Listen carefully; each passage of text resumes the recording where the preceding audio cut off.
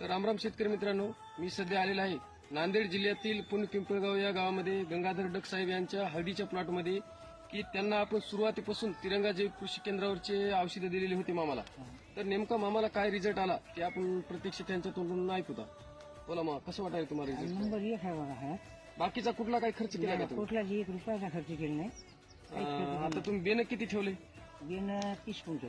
बघा शेतकरी मित्रांनो, यांचा 30 गुंठ्याचा प्लॉट आहे. 30 क्विंटल बेन ठेवून किती डबे झाले तुम्हाला? 35 टाके आहे. 35 टाके झाले त्या. तर सरासरी समजा 17-18 क्विंटल वाळून हळद होईल आणि 30 क्विंटल जवळपास यांनी बेन ठेवलेले आहे. पुढच्या वर्षी हळदीचं तुम्ही आपल्याच औषधावर टाकणार आहे? तुमच्या औषधावर घेतले.